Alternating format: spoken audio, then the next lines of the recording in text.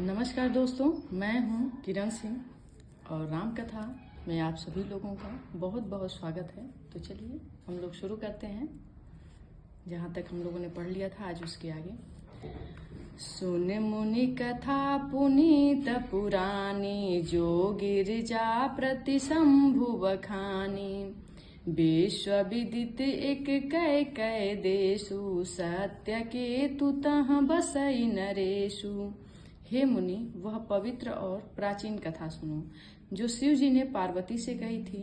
संसार में प्रसिद्ध एक कैकेय देश है जहाँ सत्य केतु नाम का राजा रहता था। धर्म धुरंधर नीति निधाना, प्रेम प्रतापशील बलवाना। तेहि के भय जुगल सुत बीरा, सब गुण धाम महारन धीरा। वह धर्म की धुरी को धारण करने वाला, नीति की खान, तेजस्वी, प्रतापी, सुशील और बलवान था। उसके 2 वीर पुत्र हुए जो सब गुणों के भंडार और बड़े ही रणधीर थे। राजधनी सो जेठ सुत आही, अनाम भानु प्रताप असताही। अपर सुतहि अरिमर्दन नामा, भुज बल अतुल अचल संग्रामा। राज्य का उत्तराधिकारी जो बड़ा लड़का था उसका नाम प्रताप भानु था। क्या था? प्रताप भानु था। दूसरे का नाम अरिमर्दन था, जिनकी भुजाओं में अपार बल था और जो युद्ध में पर्वत के समान अटल रहता था। भाई भाई परम समीति, सकल दोष छल बरजित प्रीति। जेठे सुतहि राज नृप दीन्हा, हरिहित आप गमन बन कीन्हा। भाई भाई में बड़ा मेल और सब प्रकार के दोषों और छलों से रहित सच्ची प्रीति थी। राजा ने जेठे पुत्र को राज्य दे दिया और आप भगवान के भजन के लिए वन को चल दिए। जब प्रताप रवि भयउ निपा, फिरि दोहाई देश। अप्रजापाल अति वेद विधि, कतहु नहीं अघलेश। जब प्रताप भानु राजा हुआ, देश में उसकी दुहाई फिर गई। वह वेद में बताई हुई विधि के अनुसार उत्तम रीति से प्रजा का पालन करने लगा। उसके राज्य में पाप का कहीं लेस भी नहीं रह गया। निपहित कारक सचिव सयाना, नाम धर्म रुचि शुक्र समाना। सचिव सयान बंधु बलबीरा, आप प्रताप पुंज रणधीरा। राजा का हित करने वाला और शुक्राचार्य के समान बुद्धिमान धर्म रुचि नामक उनका मंत्री था। इस प्रकार बुद्धिमान मंत्री और बलवान तथा वीर भाई के साथ ही स्वयं राजा भी बड़ा प्रतापी और रणधीर था। सेन संग चतुरंग अपारा, अमित सुभट सब समर जुझारा। सेन बिलो किराउ हरसाना, अरुबाजे गह गहे निशाना। साथ में अपार चतुरंगिनी सेना थी, जिसमें असंख्य योद्धा थे जो सब के सब रण में जूझ मरने वाले थे। अपनी सेना को देखकर राजा बहुत प्रसन्न हुआ और घमाघम नगाड़े बजने लगे। विजय हेतु कट कटई बनाई, असुदिन साधि नृप चले बजाई। जहाँ तहाँ परी अनेक लड़ाई, जीते सकल भूप बरियाई। दिग्विजय के लिए सेना सजाकर वह राजा शुभ दिन मुहूर्त साध कर और डंका बजाकर चला। जहाँ तहाँ बहुत सी लड़ाइयाँ हुई, उसने सब राजाओं को बलपूर्वक जीत लिया। सप्तदीप भुज बल बस किन्हे, लय लय दंड छाड़ी निप दिन्हे। सकल अवनि मंडल तेहि काला, एक भानु प्रताप महिपाला। अपनी भुजाओं के बल से उसने 7 द्वीप भूमि खंडों को वश में कर लिया और राजाओं से दंड कर लेकर उन्हें छोड़ दिया। संपूर्ण पृथ्वी मंडल का उस समय भानु प्रताप ही एकमात्र चक्रवर्ती राजा था। स्ववश विश्व करी बाहुबल, निजपुर किन्ह प्रवेशु। अर्थ धर्म काम आदि सुख, सेवई समय नरेश। संसार भर को अपनी भुजाओं के बल से बस में करके राजा ने अपने नगर में प्रवेश किया। राजा अर्थ, धर्म और काम आदि के सुखों का नियमानुसार सेवन करता था। भूप प्रताप भानु बल पाई, काम धेनु भय भूमि सुहाई। सब दुख बरिजत प्रजा सुखारी, धर्मशील सुंदर नर नारी। राजा प्रताप भानु का बल पाकर भूमि सुंदर कामधेनु मनचाही वस्तु देने वाली हो गई। उनके राज्य में सब प्रकार से दुखों से रहित प्रजा सब प्रकार के दुखों से रहित और सुखी थी, और सभी स्त्री पुरुष सुंदर और धर्मात्मा थे। सचिव धर्म रुचि हरिपद प्रीति, निपहित हेतु सिखावन नित नीति। सिखाव नित नीति, गुरु सुर संत पितर मही देवा, करई सदा निपु सब कै सेवा। धर्म रुचि मंत्री का श्री हरि के चरणों में प्रेम था। वह राजा के हित के लिए सदा उनको नीति सिखाया करता था। राजा गुरु देवता संत पितर और ब्राह्मण इन सबकी सदा सेवा करता रहता था। भूप धर्म जे वेद बखाने, सकल करई सादर सुख माने। दीन प्रति देई विविध विधि दाना, सुनई शास्त्र बर वेद पुराना। वेदों में राजाओं के जो धर्म बताए गए हैं, राजा सदा आदर पूर्वक और सुख मानकर उन सब का पालन करता था। प्रतिदिन अनेक प्रकार के दान देता और उत्तम शास्त्र वेद और पुराण सुनता था। नाना बापी कूप तड़ागा, सुमन बाटिका सुंदर बागा। विप्र भवन सुर भवन सुहाए, सब तीर्थ विचित्र बनाए। उसने बहुत सी बावलियां, कुएं, तालाब, फुलवाड़ियां, सुंदर बगीचे, ब्राह्मणों के लिए घर और देवताओं के सुंदर विचित्र मंदिर सब तीर्थों में बनवाए। जहाँ लगी कहे पुराण श्रुति, एक एक सब जाग। अबार सहस्त्र सहस्त्र निप, किए सहित अनुराग। वेद और पुराण में जितने प्रकार के यज्ञ कहे गए हैं, राजा ने एक एक कर उन सब यज्ञों को प्रेम सहित हजार हजार बार किया। हृदय न कछु फल अनुसंधाना, भूप विवेकी परम सुजाना। करई जे धर्म करम मन बानी, वासुदेव अर्पित निप ज्ञानी। राजा के हृदय में किसी फल की कामना न थी। राजा बड़ा ही बुद्धिमान ज्ञानी था। वह ज्ञानी राजा कर्म, मन और वाणी से कुछ भी धर्म करता था। जो कुछ भी धर्म करता था, सब भगवान वासुदेव को अर्पित करके करता था। चढ़ी बर बाजी बार एक राजा, मृग आकर सब साजी समाजा। विंध्याचल गंभीर बन गयऊ, मृग पुनीत बहुमारत भयऊ। एक बार वह राजा एक अच्छे घोड़े पर सवार होकर शिकार का सब सामान सजाकर विंध्याचल के घने वन में जंगल में गया। विंध्याचल के घने जंगल में गया और वहां उसने बहुत ही उत्तम हिरन मारे। फिरत विपिन निपदी खबराहु, जनु बन दूरेहु ससिह ग्रसिराहु। बड़ विधु नहीं समात मुख माही, मनहु क्रोध बस उगिलत नाही। देखिए, एक वहीं पे बराह मतलब सुअर। राजा ने वन में फिरते हुए एक सुअर को देखा। दांतों के कारण वह ऐसा दिख पड़ता था मानो चंद्रमा को ग्रसने मुख में पकड़कर वन राहु में आ छिपा हो। चंद्रमा बड़ा होने से उसके मुंह में समाता नहीं और मानो क्रोध बस वह उसे उगलता नहीं। कोल कराल दसन छवि गाई, तनु विशाल पीवर अधिकाई। घुर घुरात है आरो पाए, चकित बिलोकत कान उठाए। यह तो सूअर के भयानक दांतों की शोभा कही गई। इधर उसका शरीर भी बहुत विशाल और मोटा था। घोड़े की वो आहट पाकर वह गुर्राता हुआ कान उठाए चौकन्ना होकर देख रहा था। नील महीधर शिखर सम देखी विशाल बराहु, अच्छा परि चले हर सुटुकी निबहा की न होई निबाहु।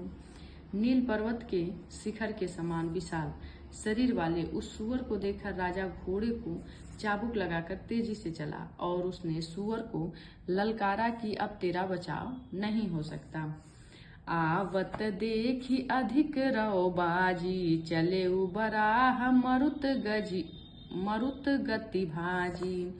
तुरत किन्ह नृपसर संधाना, मही मिली गयो बिलोकति बाना। अधिक शब्द करते हुए घोड़ों को आता देख सुअर पवन के वेग से चला। राजा ने तुरंत ही बाण को धनुष पर चढ़ाया। सुअर बाण को देखते ही धरती में दुपक गया, मतलब धरती में अपने शरीर को चिपका लिया। तकी तकी तीर महिष चलावा, करी छल सुअर शरीर बचावा। प्रकटत दूरत जाई मृग भागा, ऋषि बस भूप चले संग लावा। राजा तक तक कर तीर चलाता है, परंतु सुअर छल करके शरीर को बचाता है। वह पशु कभी प्रकट होता है, कभी छिपता हुआ भाग जाता है और राजा भी क्रोध के वश उसके पीछे लगा जाता है। गयऊ दूर घन गहन बराहू, जहाँ नाहिन गजबाज निबाहू। अति अकेल बन विपुल कलेसु, तदपि न मृग मन तजई नरेशु। सुअर बहुत दूर ऐसे घने जंगल में चला गया जहाँ हाथी घोड़े का निबाह गम नहीं था। राजा बिल्कुल अकेला था और वन में क्लेश भी बहुत था। मतलब वन कैसा रहा होगा, बहुत ही ज्यादा घना रहा होगा, कोई नहीं रहा होगा। फिर भी राजा ने उस पशु का पीछा नहीं छोड़ा। और ये पशु कौन है? ये तो राहु है, अभी हम लोग आगे जानेंगे। कोल बिलो की भूप बड़ धीरा, भागी पैठ गिरी गुहा गंभीरा।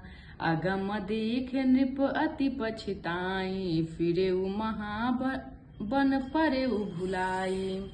राजा को बड़ा धैर्यवान देकर सुअर भागकर पहाड़ी की एक गहरी गुफा में जा घुसा। उसमें जाना कठिन देखकर राजा को बहुत पछता कर लौटना पड़ा। पर उस घोर वन में वह राजा क्या हो गए? रास्ता भूल गए। खेद खीन क्षुधित त्रिषित, राजा बाजी समेत। अखोजत व्याकुल सरित सर, जल बिन भयउ अचेत। बहुत परिश्रम करने से थका हुआ और घोड़े समेत भूख प्यास से व्याकुल राजा नदी तालाब खोजता फिरता पानी के बिना बेहोश हो गया। फिरत विपिन आश्रम एक देखा, तहाँ बस निपति कर्पट मुनि वेशा। जासु देश निपलीन छड़ाई, समर सेन तज गयउ पराई। वन में फिरते फिरते उसने एक आश्रम देखा जहाँ कपट से मुनि का भेष बनाए एक राजा रहता था, जिसका देश राजा भानु प्रताप ने क्या किया था? छीन लिया था। और जो सेना को छोड़कर युद्ध से भाग गया था। वह राजा अपनी सेना को युद्ध भूमि में छोड़ करके क्या हुआ था? भाग गया था। लेकिन मन में क्या था? क्रोध था। मुनि का भेष बना करके कहाँ रह रहा है? जंगल में रह रहा है। समय प्रताप भानु कर जानी, आपन अति असमय अनुमानी। गयउ न गृह मन बहुत गलानी, मिला न राज नृप अभिमानी। प्रताप भानु का समय अच्छा दिन जानकर और अपना बुरा समय कुसमय बुरे दिन का अनुमान करके मन में बड़ी ग्लानि हुई। इससे वह न तो घर गया और न अभिमान होने के कारण राजा भानु प्रताप से ही मिला। रिस उर मारी रंक जिमि राजा, विपिन बसई तापस कैसा जा। तासु समीप गवन नृप किन्हा, यह प्रताप रबिते ही तब चिन्हा। दरिद्र की भांति मन ही में क्रोध को मारकर वह राजा तपस्वी के भेष में वन में रहता था। राजा उसी के पास गया। कौन? भानु प्रताप। उसने तुरंत पहचान लिया कि यह प्रताप भानु है। राऊ त्रिषित नहीं सो पहिचाना, देखी सुवेश महामुनि जाना। उतरी तुरंग ते किन्ह प्रणामा, परम चतुर न कहु निज नामा। राजा प्यास होने के कारण व्याकुलता से उसे पहचान न सका। सुंदर वेश देखकर राजा ने उसे महामुनि समझा और घोड़े से उतरकर उसे प्रणाम किया। परंतु बड़ा चतुर होने के कारण राजा ने उसे अपना नाम नहीं बताया। भूपति त्रिषित बिलोकित ही, सरवर किन्ह दिखाई। अमज्जन पान समेत है, किन्ह नृपति हर्षाहि। कह रहे हैं कि राजा को प्यासा देखकर उसने सरोवर दिखला दिया। हर्षित होकर राजा ने घोड़ों सहित उसमें स्नान और जलपान किया। कौन? राजा भानु प्रताप। और जो वो ऋषि हैं वो भी एक राजा हैं, लेकिन उसे मन में बहुत ज्यादा क्रोध है और देखिए वो अपने क्रोध के मारे राजा भानु प्रताप से बदला भी लेगा। गए श्रम सकल सुखी निप भयहु, निज आश्रम तापस लय गयहु। आसन दिन अस्त्र बिजानी, पुनि तापस बोले मृदुवानी। सारी थकावट मिट गई, राजा सुखी हो गया। तब तपस्वी ने उसे अपने आश्रम में ले गया और सूर्यास्त का समय जानकर उसे राजा भानु प्रताप को बैठने के लिए कहा, आसन दिया। फिर वह तपस्वी कोमल वाणी से बोला, को तुम कस बन फिरेहु अकेला, सुंदर जुबा जीव पर हेले। कि तुम कस बन फिरहु अकेले, सुंदर जुबा जीव पर हेले। चक्रवर्ती के लक्षण तोरे, देखत दया लागी अति मोरे। तुम कौन हो? सुंदर युवक हो, जीवन की परवाह न करके वन में अकेले क्यों फिर रहे हो? तुम्हारे चक्रवर्ती राजा के लक्षण देखकर मुझे बड़ी दया आती है। नाम प्रताप भानु अवनीशा, तासु सचिव मैं सुनहु मुनीषा। फिरत अहेरे परे भुलाई, बड़े भाग देखे पद आई। राजा ने कहा, हे मुनीश्वर सुनिए, प्रताप भानु नाम का एक राजा है, मैं उसका मंत्री हूँ। राजा, लेकिन ये क्या है? भानु प्रताप राजा ही हैं, लेकिन क्या कह रहे हैं कि मैं एक भानु प्रताप नाम का राजा है, मैं उसका मंत्री हूँ। शिकार के लिए फिरते हुए राह भूल गया हूँ। बड़े भाग्य से यहाँ आकर मैंने आपके चरणों के दर्शन पाए। लेकिन जो मुनि हैं वो क्या है? ये कभी राजा रहे और वे मुनि का वेश धारण करके हैं, लेकिन वे प्रताप भानु को क्या किए हैं? पहचान गए हैं। हम कह दुर्लभ दरस तुम्हारा, जानत हो कछु भल हो निहारा। कह मुनि तात भयउ अधियारा, जो जन सतरि नगर तुम्हारा। हमें आपका दर्शन दुर्लभ था, इसे जान पड़ता है कि कुछ भला होने वाला है। मुनि ने कहा कि हे तात, अंधेरा हो गया है, तुम्हारा नगर यहाँ से 70 योजन पर है।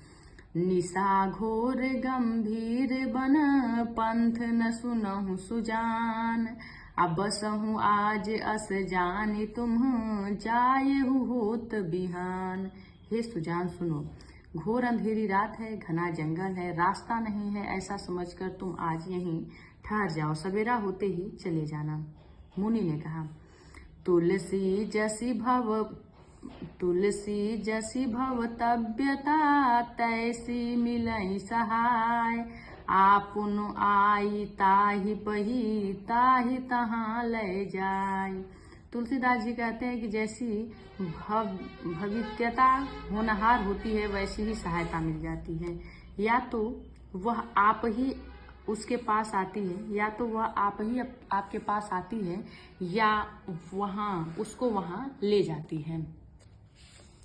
भले ही नाथु आय सुधरि धीरा, बांधि तुरंग तरु बैठ महिषा। निप बहु भांति प्रशंसे उताही, चरण बंद निज भाग्य सराही। हे नाथ, बहुत अच्छा, ऐसा कहकर और उनकी आज्ञा सिर चढ़ाकर घोड़े को वृक्ष से बांधकर राजा बैठ गए। राजा ने उनकी बहुत प्रकार से प्रशंसा की और उनके चरणों की वंदना करके अपने भाग्य की सराहना की। मुनि के पुनि बोले मृदु गिरा सुहाई, जान पिता शंभु कर उठिठाई। मोहि मुनीस सुत सेवक जानी, नाथ नाम निज कहु बखानी। फिर सुंदर कोमल वाणी से कहा कि हे प्रभु, आपको पिता जानकर मैं ढिठाई करता हूँ। हे मुनीश्वर, मुझे आप अपना पुत्र और सेवक जानकर अपना नाम धाम विस्तार से बताइए। भानुप्रताप कह रहे हैं कि मुझे अपना सेवक जानिए और आपका क्या नाम है और आपका क्या धाम है, क्या कार्य है। हे मुनीश्वर, मुझे अपना सेवक अपना पुत्र जान करके क्या करिए बताइए। तेहि न जान नृप नृप ही सो जाना, अभूप सुहृदय सो कपट सयाना। बैरी पुनि छत्री पुनि राजा, छल बल किन्ह चाहि निज काजा। राजा ने उसको नहीं पहचाना, पर वह राजा को पहचान गया था। राजा तो शुद्ध हृदय था और वह कपट करने में चतुर था। एक तो वैरी, फिर जाति का छत्री और फिर राजा। वह छल बल से अपना काम बनाना चाहता था। समुझि राज सुख दुखित अराती, आवा अनल ईव सुल गई छाती। सरल बचन नृप के सुनि काना, बयर संभारी हृदय हर्षाना। वह शत्रु अपने राज्य सुख को समझ करके स्मरण करके दुखी था। उसकी छाती कुंभार के आमे की तरह आग की तरह भीतर ही भीतर सुलग रही थी। राजा के सरल वचन कानों में से सुनकर अपने बैर को याद कर वह हृदय में हर्षित हुआ। कपट बोरी बानी मृदुल, कपट बोरी बानी मृदुल, बोले जुगति समेत। नाम हमार भिखारी, अब निर्धन रहित निकेत। वह कपट में डुबोकर बड़ी युक्ति के साथ कोमल बाड़ी बोला, अब हमारा नाम भिखारी है, क्योंकि हम निर्धन और अनिकेत हैं। कौन? मुनि बोले, कह निपजे विज्ञान निधाना, तुम शरीख गलित अभिमाना। सदा रहि आप न पो दुराए, सब विधि कुशल कुवेश बनाए। राजा ने कहा कि जो आपके सदृश विज्ञान के निधान और सर्वथा अभिमान से रहित होते हैं, वे अपने स्वरूप को सदा छिपाए रहते हैं, क्योंकि कुवेश बनाकर रहने में ही सबका कल्याण रहता है। प्रकट सतवेग में मान होने की संभावना है और मान से पतन की। तेहि ते कहीं संत श्रुति टेरे, परम अकिंचन प्रिय हरि केरे। तुम शम अधन भिखारी अहेगा, हो तबिरंचि शिव ही संदेहा। इसी से तो संत और वेद पुकार कर कहते हैं कि परम अकिंचन, सर्वदा अहंकार ममता और मान रहित ही भगवान को प्रिय होते हैं। आप सरीखे निर्धन भिखारी और गृहहीनों को देखकर ब्रह्मा और शिव जी को भी संदेह हो जाता है कि वास्तविक संत है या भिखारी। जोशी सोशी तब चरण नमामि, मोह पर कृपा करिय अब स्वामी। सहज प्रीत भूपति कह देखी, आप विषय विश्वास विशेषी। आप जो हो सो हो, अर्थात जो कोई भी हो, मैं आपके चरणों में नमस्कार करता हूँ। हे स्वामी, अब मुझ पर कृपा कीजिए। अपने ऊपर राजा की स्वाभाविक प्रीति और अपने विषय में उनका अधिक विश्वास देख करके, मतलब जो मुनि थे उनको लगा कि अब राजा मुझ पे क्या करने लगा है, अटूट विश्वास करने लगा है। अब बताएंगे। सब प्रकार आजहि अपनाई, बोले अधिक स्नेह जनाई। सुनि सती भाहु कहूँ महिपाला, यहाँ बसत बीते बहु काला। सब प्रकार से राजा को अपने वश में करके अधिक स्नेह दिखाता हुआ वह कपटी तपस्वी बोला कि हे राजन सुनो, मैं तुमसे सत्य कहता हूँ, मुझे यहाँ रहते हुए बहुत वर्ष बीत गए।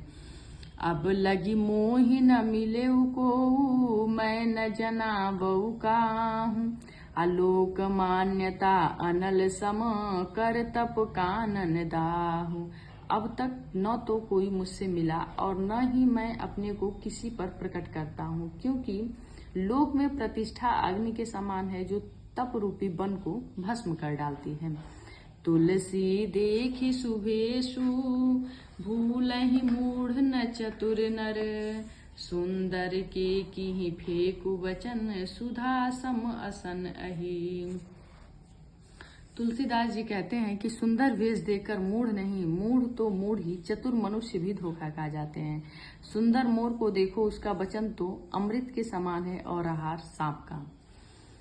ताते गुपत रहु जग माही, हरि तज की मपि प्रयोजन नाही। प्रभु जानत सब भी नहीं जनाए, कहूँ कवन सिद्धि लोक रिझाए। कपट तपस्वी ने कहा, इसी से मैं जगत में छिप कर रहता हूँ, श्री हरि को छोड़कर किसी से कुछ भी प्रयोजन नहीं रखता। प्रभु तो बिना जनाए भी सब जानते हैं, फिर कहो संसार को रिझाने में क्या सिद्धि मिलेगी। मतलब संसार से हमें कुछ भी लेना देना नहीं है। तुम सुचि सुमति परम प्रिय मोरे, प्रीति प्रतीति मोहि पर तोरे। अब जो तात दुरामऊ तोहि, दारुण दोष घटहि अति मोहि। तुम पवित्र और सुंदर बुद्धि वाले हो, इससे मुझे बहुत ही प्यारे हो और तुम्हारी भी मुझ पर प्रीति और विश्वास है। हे तात, अब यदि मैं तुमसे कुछ छिपाता हूँ तो मुझे बहुत ही भयानक दोष लगेगा। जिमि जिमि ताप सुख थई उदासा, तिमि तिमि निपहि उपज विश्वासा। देखा स्वबस कर्म मन बानी, तब बोला तापस बग ध्यानी। ज्यों ज्यों वह तपस्वी उदासीनता की बातें करता था, त्यों त्यों राजा को विश्वास उत्पन्न होता जाता था। जब वह बगुले की तरह ध्यान लगाने वाले कपटी मुनि ने राजा की कुकर्म मन और वचन से अपने बस में जाना, तब वह बोला, नाम हमार एक तनु भाई, सुन निप बोले पुनि सिर नाई। कहु नाम एक अर्थ बखानी, मोहि सेवक अति आपन जानी। हे भाई, हमारा नाम एक तनु है। वो जो ब्राह्मण है, कपटी ब्राह्मण, वो कह रहा है राजा भानु प्रताप से कि मेरा नाम क्या है, एक तनु है। यह सुनकर राजा ने फिर सिर नवाकर कहा कि मुझे अपना अत्यंत अनुरागी सेवक जानकर अपने नाम का अर्थ समझाकर कहिए। आदि श्रेष्ठ उपजी जबहि, तब उत्पत्ति भय मोर। एक तनु हेतु तेहि देह, नाम एक तनु हेतु तेहि देह न धरी बहोरी। कह रहा है वह कपटी मुनि कि जब सबसे पहले सृष्टि उत्पन्न हुई तभी से मेरी उत्पत्ति हुई, तब से मैंने फिर दूसरी देह धारण नहीं की, इसी से मेरा नाम क्या है, एक तनु है। तो आज यहीं तक, और आप सभी लोगों का बहुत बहुत धन्यवाद राम कथा इतने धैर्य से सुनने के लिए। और आगे हम लोग देखेंगे कि इसमें कैसे जो मुनि हैं और कैसे भानु प्रताप राजा को दंड दिलवाते हैं, ऋषियों से श्राप दिलवाते हैं, ये कथा आगे रहेगी। तो बोलिए जय श्री रामचंद्र जी, जय बजरंगबली, जय सरस्वती जी। और आप सभी लोगों का बहुत बहुत धन्यवाद राम कथा इतने प्रेम से सुनने के लिए। और मिलते हैं जल्द ही राम कथा के एक नए एपिसोड में। तब तक के लिए खुश रहें, मस्त रहें, और आप सभी लोगों का बहुत बहुत धन्यवाद।